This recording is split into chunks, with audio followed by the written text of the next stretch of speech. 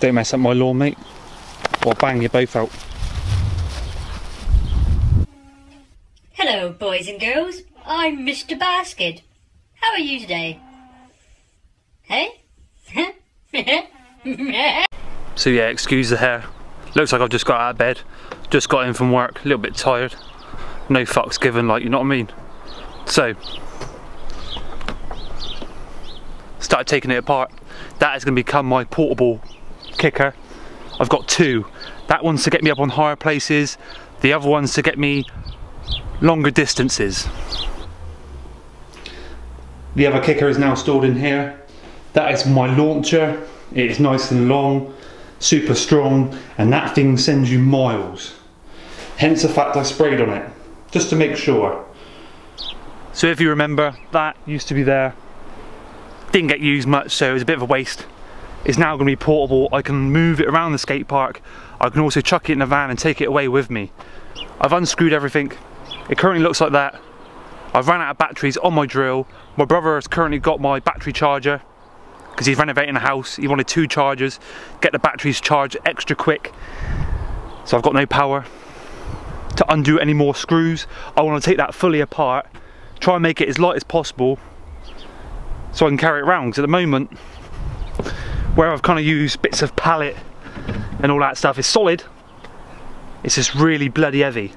But that is going to be a beast. Bringing that around on the streets, into schools and stuff, that is going to send me to sort of to the moon. That's the plan. I am going to the moon. So I have some more ply, take that pallet away, patch that back up again. That can always go back there. It's going to be portable so it can get moved around. In my last vlog, I just went out for a little chilled out ride by myself. Little bit of BMXing, no one else is about. Had a comment on the last video, some little shit ripping into me, saying I was gay as fuck, I was shit as fuck. Some bastard shit. Can't you Tailwhip? Can't you Barspin? I can. Come over to my YouTube channel. Come and watch me do some proper tricks. I'd rather not, mate. You come across like a little bit of a fucking dickhead. Maybe I'll meet you down a skate park and break your legs. Could be a good plan. I will bang you out, mate. I will knock you straight out, spark out, headbutt you straight through, bang. I'll chuck him in the middle of them. Go on! That's it, let's see. Perfect. That'll teach him a lesson, little shit. I don't know where kids get this shit from. They seem to think that if you can't Tailwhip, you can't Barspin, you're shit at riding bikes. But it's a load of bullshit. People will do what the fuck they want when it comes to riding bikes. You can literally go your whole life of riding bikes without even taking your limbs off. Doesn't make you shit. You do what the fuck you want. And if little shits like that are going to grow up and seem to think that if you can't Tailwhip, you can't Barspin, you can't backflip, you're shit at riding, they need a slap. Little shits like that on YouTube, all I can picture them as, give it another 10 years, they'll either be on Jerry Springer, Jeremy Kyle, full of drugs, on the streets, heroin addicts, for sure. You know, I'm not a bully, but I don't like being bullied, not verbally, and that's what YouTube is quite bad for. Verbal bullies, you know, the old trolls, and a lot of times they're little young kids. I'm here, 30 years old, being slagged off by a 12-year-old. I'm old enough to be his dad. So on that note, that little shit ripping into me, I put a link in the description on this video. The greatest little documentary you'll ever see in BMX, Taj Mihalich. Props released it the other day. It was filmed by the guy that used to do props, and whilst watching it, some of you older riders might want to get some tissues. It does get a little bit emotional at one point, but it's amazing, and I advise you to watch it. Link is below. And he literally says things in the video that hit the nail right on the head. It is perfect. Everything he says in the video is perfect about riding bikes, for the fact that he never took on sponsorships that made him do stuff that he didn't want to do. He rid his bike how he wanted to, and that's it. And that's how everyone should be. I said it once and I'll say it again. I'll say it over and over again. You ride your bike how the fuck you want to ride your bike. People try and tell you different. Either give them a left hook, a right uppercut, or a fucking flying headbutt. I'm going to the gym. What are you going to the gym for? I'm fat. Oh.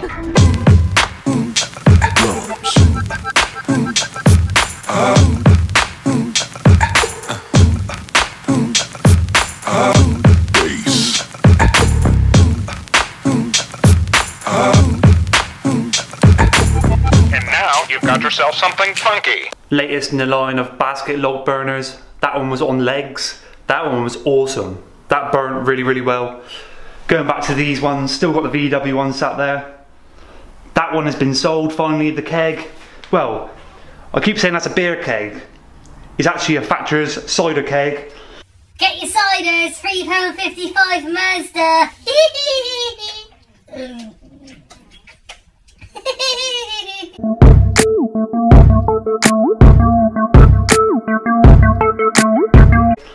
And yeah, someone's actually purchasing it, 50 quid. And you can't go wrong. 50 quid for a massive burner like that. CNC machine bung on the top. Fluid just sits in there, huge capacity. Got a little mini one there as well. Baskett burners for life. So yeah, this vlog is literally just an update. I got a couple days of chilling because of my neck. Currently taking medication and stuff. It's getting better. I don't want to go too mad on it straight away. Give it another couple days and I'll be riding again.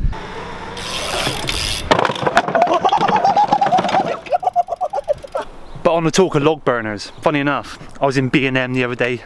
Some of you Americans have probably not heard of B&M. It's just like a cheap, tacky store. Well, tacky, I love the place. But whilst I was in there, they had a sort of a range of log burners in there. And they were a rip-off. They were made of like cast. And there's about ranging 80 quid, going past 100. And I thought, what the hell is going on? I made this well over 3 years ago, and it's been sat over here pretty much ever since. It's just made out of an old gas canister. Burns everything. It's not rusted through or anything. It's gone rusty, but it's not rusted through. I never got around to painting it. But some of these burners that are in B&M were in B&Q as well. I read in a little description on them. Do not have continuous fires in them. Do not have continuous fires in them. And what they meant by that, do not have fires for a stupid amount of time because they'll end up burning through because they're only made of cheap cast. And that's the way they sort of cover their own ass. So if you do end up burning right through the bloody thing because it gets too hot, you can't take it back. And you know me, I love a good rant. When I find a piece of shit, I'll rant about it. So yeah, you buy these chimeneas made out of casts, iron, steel, whatever the hell it's made of. So to cover their own ass, if you end up buying them, burning through them, they put in the description, do not have continuous fires in them. Do not leave them burning overnight. And they don't mean don't leave them burn overnight just in case it catches a fire to the place. It's, they get scared for the fact that it will burn out. I've seen them. Been to people's gardens and stuff and I'm like, what the fuck is that? Oh yeah, chimenea, bought it from B&Q. How much was that? 140 quid. 3 or 4 months later, oh, he's burnt right through the bloody thing. Oh, you poor little shit. And then they end up coming to the Baskets. And then we end up making log burners for them. And that's the one you've just seen on the legs. We have made loads. We made Iron Man, we made Darth Vader.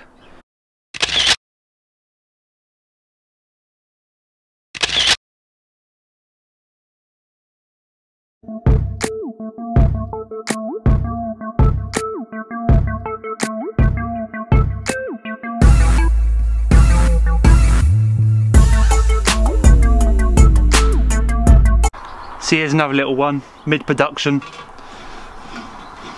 You can adjust the door with the little nuts on the side. It's got a thread going right through. Bit of copper tubing. Once it's all polished up, buffed up, nice bit of tube on top, little flue. Flame normally comes out the top. It's not very heavy neither. I mean, literally you can carry that around with you, take it camping and stuff. Like that tube actually has got a bit of weight to it, but it's good to have a bit of weight on top so it doesn't sort of tip over, gets too windy. You got a fire in there, blows over, tent's on fire, you die. The steel on these is a good 6mm thick, and unlike the ones in B&M, the ones in B&Q, you're never going to burn through them. It will take you years to burn through these. I have mentioned this before, I custom made this for someone. Well, me and my brother custom made this for someone, and it's disappeared off the radar. They actually left me a deposit for it.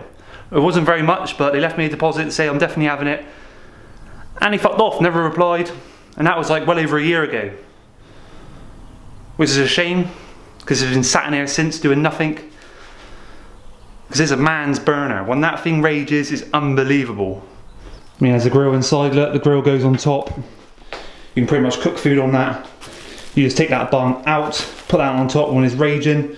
Smoke and stuff will go through that chimney there. Cook your bacon, boil your water.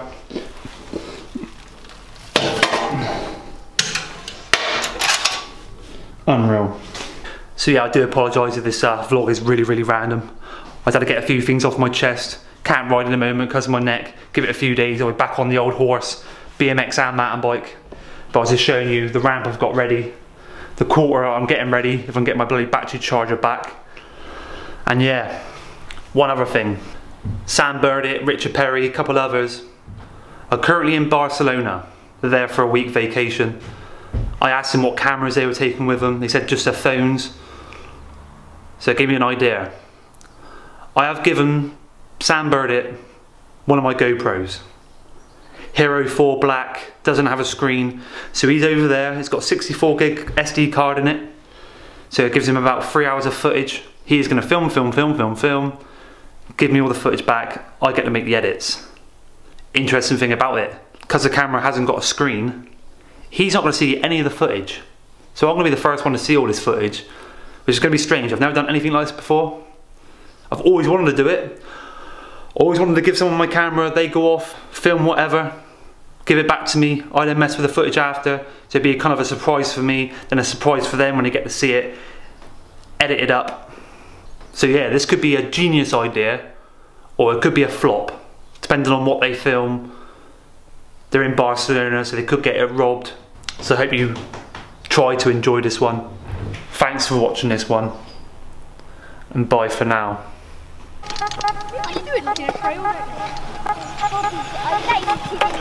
Oh my god!